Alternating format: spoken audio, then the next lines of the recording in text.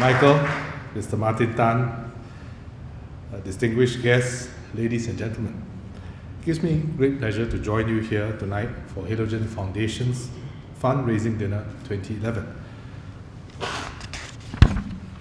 In my constituency work and in the Ministry of Education, Ministry of Defense, Ministry of Home Affairs, I had the opportunity to meet and work with many young people, and have interacted with many of them across the spectrum, different backgrounds, different interests, different academic achievements, different sporting achievements. But what has struck me is that among our youth, there's a lot of idealism, energy, and potential. They want to achieve something. They want to be someone. They want to be recognized for what they are. Many of them care deeply about Singapore and want to be connected and engaged to do something meaningful for their fellow men, their community, and their country. And this is like the highly reactive group of chemical elements collectively known as the halogens. Many of our youth need the right spark, the right inspiration, the right opportunity to release their tremendous energy in productive and socially useful ways. For young people, the world today can be wondrously exciting with limitless opportunities, and at the same time, it can really be very confusing and contradictory. They are attracted by many things, pulled simultaneously in many different directions. The speed and accessibility offered by technology makes everything happen faster. Faster sometimes than we have time to make sense of them, massively changing the way we live, the way we learn, the way we work and play. So more than ever before, in such times of rapid change, young people need some anchors of values and character in order to succeed, not just for themselves, but especially when working with and leading others. So are we preparing our young people well for the future? And will they have what it takes for them to fit into this new world that we live in? Will they be worthy leaders with good character and deep compassion? I'm heartened by the work of the Foundation in Singapore. Through inspiration, education, and action, Halogen seeks to build young leaders who will help to change the world in practical and meaningful ways through the issues that they believe in. Its work helps to future-proof our youth by instilling self-confidence, encouraging independent thinking, and equipping them with collaborative skills. And this ties in very well with what our schools are doing in terms of providing leadership development opportunities and holistic education for our young people. This partnership will be even more valuable in the next phase of Singapore's education journey, a journey that will be student-centric and focused on values. Halogen tells me that since its inception in 2003, it has reached over 65,000 students from 215 schools through events, leadership training, and community projects. In 2010 alone, reaching out to over 14,000 students and delivering 39,000 hours of values-based leadership education, covering topics like core values, personal goals, group dynamics, and conflict management. This year, Halogen's target is to reach 16,000 students and has, I'm told, already achieved 95% of this goal as of September this year. But these are just numbers, and behind each of these numbers are people, individual people.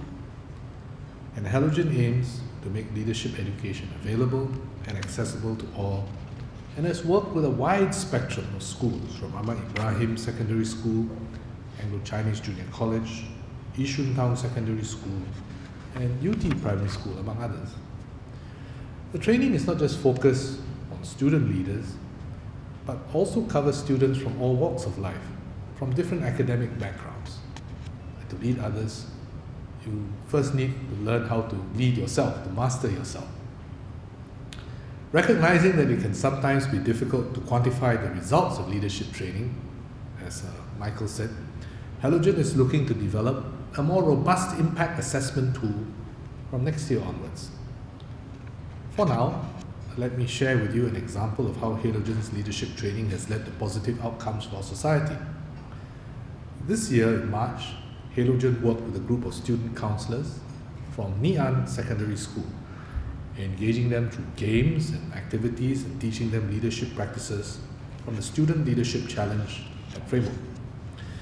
Through the program, 4 of the students, Tan Singh, Chang Ka Wai, Janice Chuan and Ho Kun Yi, learned about the importance of practicing leadership rather than just learning about leadership in theory.